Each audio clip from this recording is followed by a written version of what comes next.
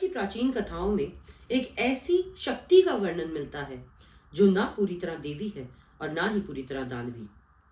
एक ऐसी अस्त्र स्त्री जिसके बारे में ये कहा जाता है कि इसकी इच्छाएं प्रकृति से भी ज्यादा पुरानी हैं, जिसका रहस्य आज भी योग, तंत्र और लोक कथाओं में अनसुलझा है। कहते हैं इसका नाम है यक्षिणी।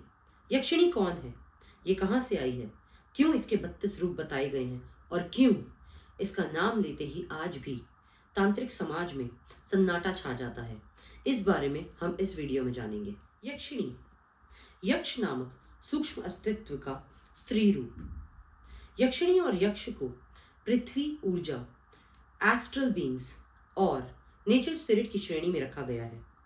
यक्षिणी स्त्री ऊर्जा वाली पृथ्वी की देवियां मानी जाती हैं। ये ज्यादातर घने जंगलों, पुराने मंदिरों, नदियों, गुफाओं और पर्वतों पर पाई जाती हैं। अथर्ववेद, जैन अगम, तंत्र ज्ञान, तंत्र वेद और कई बुद्ध ग्रंथों में भी यक्षिणी का जिक्र देखने को मिलता है। कई परंपराओं में यक्षिणी को देवी लक्ष्मी का सहचर माना गया है, तो कई तांत्रिक परंपराओं में यक्षिणी को एक एस्ट्रल स्त्री की एंटिटी माना गया है। यक्षिणी आकर्षण, सौंदर्य, सूक्ष्म ऊर्जा और मोहन शक्ति का एक अद्भुत संगम है। यक्षिणी की उत्पत्ति के बारे में 3 प्रमुख मान्यताएं हैं। पहली मान्यता कुबेर देवता से जुड़ी है। यक्ष यक्षिणियों को कुबेर देव का सहायक माना गया है और अलकापुरी को यक्ष और यक्षिणियों का लोक माना गया है। कहा जाता है यक्षिणी एक ऐसी एस्ट्रल फेमिनाइन एनर्जी है जो चंद्र ऊर्जा, जल ऊर्जा और वृक्ष ऊर्जा से मिलजुल कर बनी है। इसीलिए कई बार इसे प्रकृति का स्त्री छाया भी कहा गया है। कहते हैं पिशाचिनी की शक्तियां सीधे मनुष्य के मानसिक तरंगों से जुड़ी हैं, इसीलिए यक्षिणी को मन के दर्पण की ऊर्जा भी कहा गया है। तंत्र सार में यक्षिणी के 32 रूप बताए गए हैं और हर रूप के ऊर्जा, प्रकृति और प्रभाव एक दूसरे से बिल्कुल अलग हैं। पहली है विचित्र यक्षिणी। कहते हैं यह अत्यधिक रूप से आकर्षक होती है। इसके पास इच्छा पूर्ति की ऊर्जा होती है और इसकी नजरों में अलग ही मोहक प्रभाव होता है। दूसरी है शंखिनी, जिसके पास समुद्र और चंद्र की ऊर्जा होती है। इसका प्रभाव बेहद मोहक होता है जो मन को भी सुकून देता है। तीसरी है पद्मावती यक्षिणी। इसे धन, सौभाग्य और सुरक्षा का स्त्री रूप माना जाता है। मूल रूप से ये जैन परंपरा में काफी महत्वपूर्ण मानी जाती है।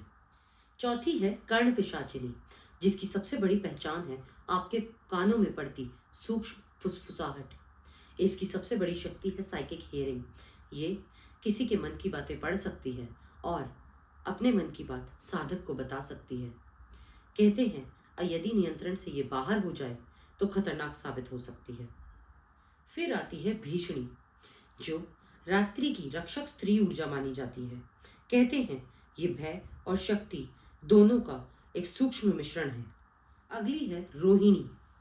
ये मूल रूप से प्रभावशाली होती है मोहने के लिए।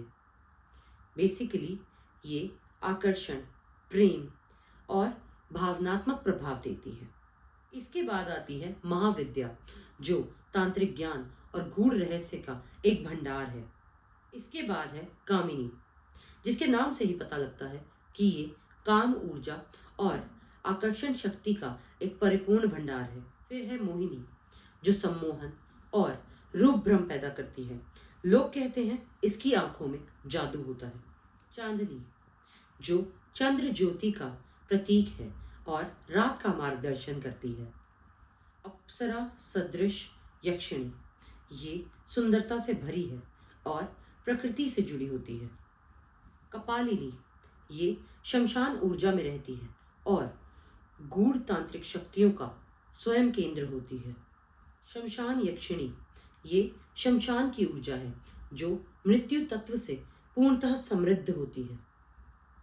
इसके अलावा स्वप्ना, वर्ताली, हंसी, सिद्धैनी, जय, विजय, भद्रा, सुरसा, कामकला, रौद्री, छाया, दर्शिनी, कामेश्वरी, पद्मिनी, भैरव की ऊर्जा वाली यक्षिणी और पिशाचिनी सदृश यक्षिणी, वर्णी, रंचनी, इसके अलावा और भी कई अन्य दुर्लभ रूप हैं। यक्षिणी साधना को तंत्रों में सबसे संवेदनशील और जोखिम भरी साधनाओं में गिना जाता है। साधना के लिए मानसिक स्थिरता सबसे जरूरी है।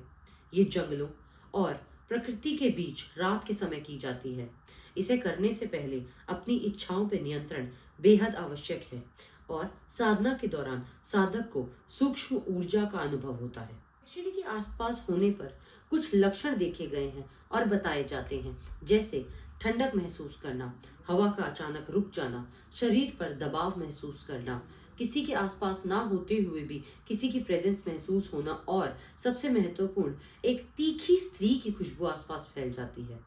यक्षिणी की ऊर्जा से जुड़ने पर कुछ जोखिम बताए गए हैं, जैसे ऊर्जा क्षय, भावनात्मक उतार चढ़ाव यानी इमोशनल इम्बैलेंस, शारीरिक कमजोरी, छाया का दिखना, छाया के विकृत आकृतियों का दिखना, स्लीप पैरालिसिस और भी कई अन्य जोखिम, इससे जान के जुड़े होने के जोखिम भी बताए गए। इसीलिए कहा गया है कि यक्षिणी की ओर जाने से पहले साधक को अपने मन पर पूरा नियंत्रण होना चाहिए, अन्यथा कई बार एंटिटी ही अपना नियंत्रण बना लेती है। यक्षिणी एक बेहद प्राचीन एंटिटी है जिसका जिक्र वेदों, गुप्त विद्याओं, गुप्त ग्रंथों, तंत्र विद्याओं, तंत्र ज्ञान और लोक कथाओं में भी मिलता है।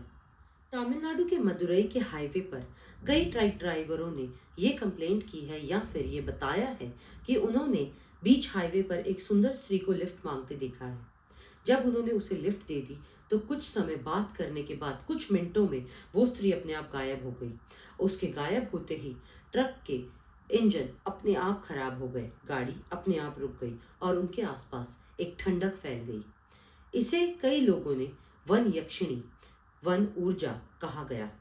राजस्थान के कुलधरा गांव में भी सिर्फ पैरानॉर्मल रिसर्चर्स नहीं, गांव वालों ने भी एक फीमेल प्रेजेंस का दावा किया है। कहते हैं एक स्त्री के पैरों के निशान अचानक से किसी भी जगह आकर गायब हो जाते हैं और रात में बांसुरी की आवाज सुनाई देने लगती है। वहां के आसपास के गांव और राजस्थान के रेगिस्तानों में इसे यक्षिणी के समान एस्ट्रल स्त्री कहा गया है। बंगाल के नाबा द्वीप, तारापीठ और विष्णुपुर में कई तांत्रिकों ने यक्षिणी से सामना होने का दावा किया है। उनका कहना है हवा अचानक रुक जाती है, उनके सर के पास अचानक फुसफुसाहट होने लगती है, कमरे में एक तेज चमेली की महक फैल जाती है और इसके अलावा आसपास किसी के ना होते हुए भी किसी के आसपास होने का एहसास बना रहता है। ये सब उनके तंत्र श्रुतियों में दर्ज केस हैं, पर ये सब सिर्फ दावे हैं। यक्षिणी आज भी भारत की तांत्रिक परंपरा में सबसे बड़ा रहस्य बनी हुई है। कहीं इसे देवी की छाया, तो कहीं प्रकृति की आत्मा, तो कहीं एक खतरनाक एस्ट्रल फीमेल एंटिटी कहा जाता है। यक्षिणी को समझना इंसान की मानसिक इच्छाओं को समझना है, उसकी इच्छा ऊर्जा को समझने के बराबर है और यही इसका सबसे बड़ा रहस्य है। अगर आपको ये वीडियो पसंद आई हो तो लाइक, शेयर और सब्सक्राइब जरूर करें। बेल आइकन को प्रेस कर दें ताकि आने वाली वीडियोस की नोटिफिकेशंस आपके पास आती रहें। इंस्टाग्राम चैनल का लिंक नीचे डिस्क्रिप्शन में दिया गया है, फॉलो जरूर करें और कमेंट सेक्शन में जरूर बताएं कि अगली वीडियो कौन सी एंटिटी पर बनानी चाहिए। तब तक के लिए धन्यवाद। मैं हूं आपकी अपनी साइकिक गाइड महिमा।